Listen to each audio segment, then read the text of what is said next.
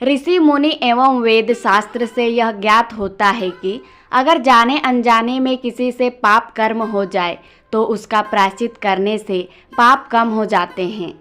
प्रायश्चित अर्थात पश्चाताप। इसी संदर्भ में एक विद्वान ब्राह्मण ने एक कथा का विवेचन करते हुए बताया था कि एक कस्बे में एक महात्मा रहते थे। उसी कस्बे में एक वेश्या रहती थी।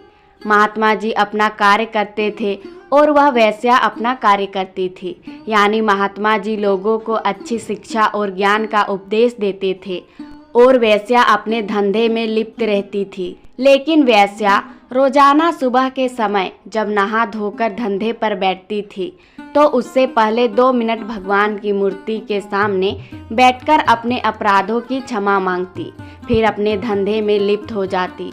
उसके धंधे से कस्बों में तरह तरह की अफवाहें फैलने लगी। तब एक दिन महात्मा ने उसे अपने आश्रम पर बुलाया और समझाया कि यह तुम गलत कार्य कर रही हो, इसमें तुम्हें बहुत भारी पाप लग रहा है, इसीलिए तुम यह गलत धंधा छोड़ दो। वेश्या ने कहा, महात्मा जी, अगर मैं अपना धंधा छोड़ दूंगी तो भूखी मर जाऊंगी। तब महात्मा ने समझाया, भगवान पर भरोसा रखो, वही तुम्हें आहार देगा। वेश्या ने उनकी बात मानकर धंधा छोड़ दिया। कुछ दिन तो उसने अपनी जमा पूंजी से काम चलाया, लेकिन जब वह जमा पूंजी खत्म हो गई तो वह महात्मा के पास जाकर बोली, मेरा सारा धन खत्म हो गया है, अब मैं क्या खाऊं? तब महात्मा ने कहा, भगवान पर भरोसा रखो, वह तुम्हें आहार जरूर देंगे। वेश्या चुपचाप लौट आई। एक दिन वह भूखी सो गई, फिर दूसरा दिन बीता, तीसरा दिन बीता। जब उससे भूख बर्दाश्त नहीं हुआ तो वह पहले की भांति अपने धंधे में लिप्त हो गई और वह क्रिया दोहराने लगी, अर्थात भगवान की मूर्ति के सामने 2 मिनट पश्चाताप करती, फिर अपने धंधे में लग जाती। संयोग ऐसा हुआ कि कुछ दिन बाद महात्मा का देहांत हो गया और उसी दिन वेश्या भी मर गई। दोनों की आत्मा उसके शरीर से निकलकर यमराज के दरबार में गई। धर्मराज ने वेश्या और महात्मा जी दोनों के पाप और पुण्य का लेखा जोखा किया। उसके बाद वेश्या को स्वर्ग और महात्मा जी को नरक में डालने का आदेश दिया।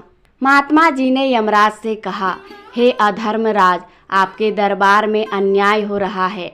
मैंने जीवन भर लोगों को अच्छे मार्ग पर चलने का उपदेश दिया, फिर भी आप मुझे नरक में डाल रहे हैं, जबकि वेश्या ने जीवन भर पाप कर्म किया, उसे स्वर्ग दे रहे हैं। यह आपका कैसा न्याय है? तब यमराज ने महात्मा से कहा, हम धर्मराज, हमारे दरबार में कभी अन्याय नहीं होता। देखो, उधर पृथ्वी लोक में आपके शरीर को लोग गाजे बाजे के साथ दफनाने ले जा रहे हैं। वहाँ आपकी मजार बनाकर पूजा करेंगे। चूँकि आपके शरीर ने, आपके मुंह ने प्रवचन किया था, इसीलिए आपके शरीर की सद्गति हो रही है, लेकिन आपके मन में परमात्मा के प्रति वास्तविक प्रेम नहीं था, बल्कि आपके मन में नाम कमाने की, चारों ओर प्रसिद्धि होने की लालसा थी। आत्मा से कभी अपने परमात्मा का सुमिरन नहीं किया, इसीलिए यहाँ नरक में डाले जा रहे हो। उधर दूसरी ओर वेश्या को देखो, उसने शरीर से पाप किया था, उसके शरीर को लोग घसीटकर नाले में फेंक रहे हैं। उसके शरीर को चील कौवे खाएंगे, लेकिन वह धंधे पर बैठने से पहले 2 मिनट ही सही, किंतु सच्चे मन से भगवान की मूर्ति के सामने बैठकर अपने पापों का प्रायश्चित करती थी, इसीलिए उसकी आत्मा को स्वर्ग प्राप्त हो रहा है। प्रायश्चित करने से सारे पाप नष्ट हो जाते थे।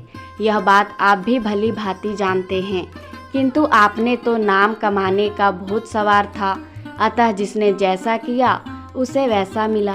यह कहानी उन लोगों के लिए बिल्कुल सटीक बैठती है जो कि यह कहते हैं कि हम दूसरों के साथ अच्छा करते हैं और हमारे साथ बुरा ही क्यों होता है। इसके पीछे भी यही कारण है, हम शारीरिक रूप से मदद कर देते हैं, लेकिन आत्मा से किसी का सहयोग नहीं करते, इसी वजह से उनके साथ बुरा ही होता है। कुदरत का तो नियम ही ऐसा है, जैसी करनी वैसी भरनी।